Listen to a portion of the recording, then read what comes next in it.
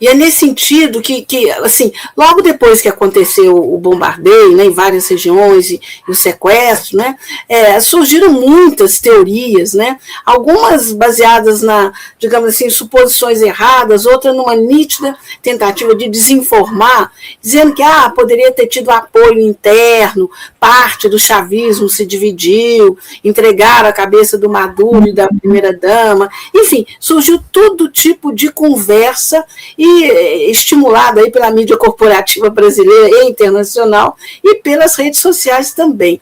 E aí eu te pergunto, nesses 20 dias, né, que completam amanhã desse sequestro, o que ficou consolidado para você? É uma super operação dos Estados Unidos? Teve alguma colaboração interna? O que ficou para você disso tudo? O que eu acho, professora Ângela, é que assim, pode ter tido algum tipo de traição, mas não foi uma traição política, eu acredito, né? É muito difícil a gente tentar adivinhar o que aconteceu, assim, né? Mas usando as informações que nós temos, claro, alguma pessoa, algum militar pode ter vazado as informações, porque é muito dinheiro envolvido. A CIA pode ter conseguido algum tipo de infiltração, né?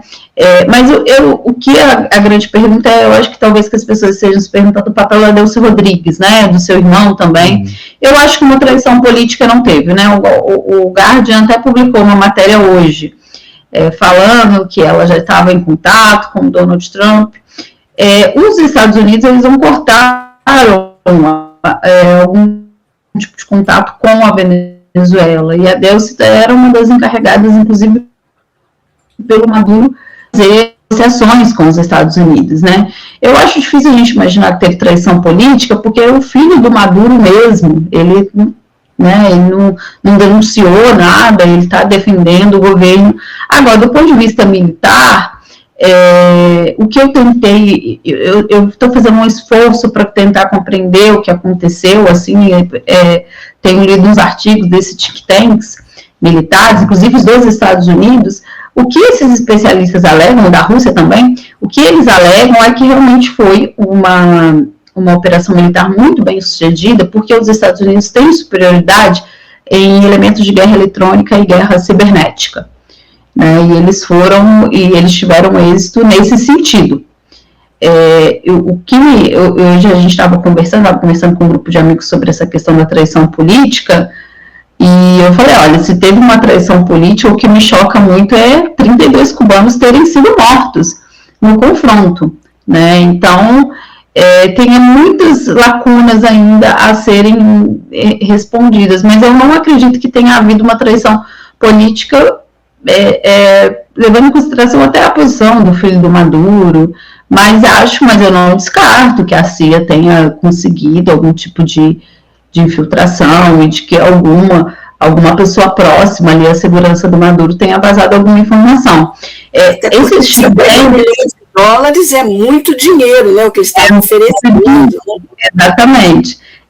Esses think tanks, um deles disse que eles recriaram esse lugar onde o Maduro estava, né, lá no Forte Tuna, que eles recriaram exatamente as estruturas daquele lugar onde ele estava, no bunker, nos Estados Unidos, e que os militares norte-americanos ficaram 6 meses treinando uma invasão. Então, muita coisa ainda a gente não vai ter certeza, mas, para ser objetiva na minha resposta, eu acho que, aparentemente, não teve uma traição política, que a Delcy esteja envolvida, que o seu irmão, o Jorge Rodrigues, estejam envolvidos. Mas eu não descartaria que teve, sim, algum tipo de infiltração da CIA e o que a gente poderia chamar de traição no varejo, né, por conta justamente dessa grana que estava envolvida, e que é muita grana. Mas eu gostaria de ressaltar, professora, que essas informações ainda são muito frágeis. Pode ser que daqui uma semana a gente quebre a cara e precise mudar a nossa análise, porque a gente tem acesso a mais informações, né? Porque quando a gente está com informações restritas, é difícil fechar uma análise. Mas eu preciso ser honesta de dizer isso, né? O que a gente fala é com base não em tantas informações. E me parece, mas aí é desconfiar dessa mídia, né?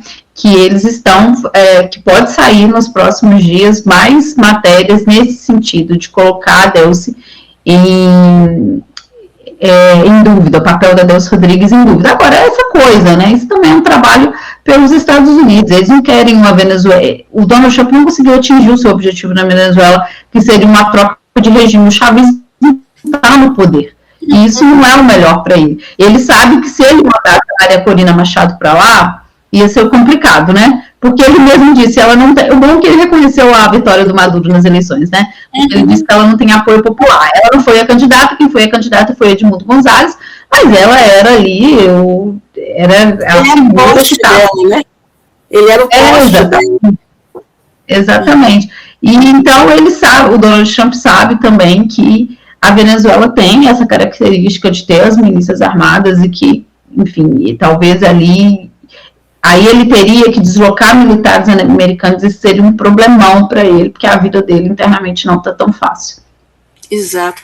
Sim, eu entendo e concordo com você, quer dizer, há um esforço, parece, a gente lendo, né, a mídia aí, há um esforço de tentar desacreditar o atual governo da Venezuela como uma presidente encarregada, não é? Mas tentando, enfim, dividir, aquela história do dividir para imperar, né? Agora, atenção também, Rose, eu queria que você comentasse o seguinte, mesmo a gente sabendo, né, que China e Rússia não vão, né, apoiar, fazer alguma coisa muito substantiva em defesa da Venezuela, né, mas é interessante que a Rússia já sinalizou que ela tem um contrato de compra de petróleo com a Venezuela, esse contrato é um contrato legal, estabelecido, que ela não vai abrir mão disso. O que isso significa para você que conhece tão bem a Rússia? Olha, eu acho que os russos, assim, eles não foram para além das palavras, é verdade, mas o que não diminui também a posição deles, que é muito importante, inclusive uma posição até mais antiga. Quando a Venezuela estava sancionada para comprar qualquer tipo de arma que fosse de fabricação dos Estados Unidos, a Rússia acudiu à Venezuela e não somente vendeu armas, mas como realmente selou uma cooperação estratégica, né? Como eu disse, armas russas são fabricadas em território da Venezuela, e eles foram além disso, né?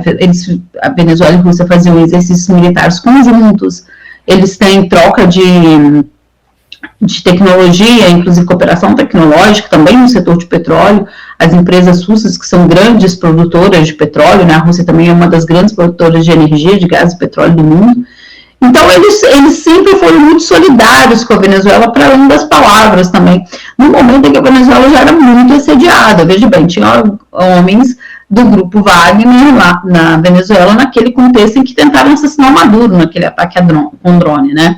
Então, eu acho que, assim, de forma comparativa, o papel da Rússia é muito bom, mas a gente chegou num ponto muito crítico dessa radicalização do imperialismo norte-americano, e talvez a gente espere desses países posições contra-hegemônicas que vão além de uma retórica de apoio ou de uma cooperação econômica e comercial.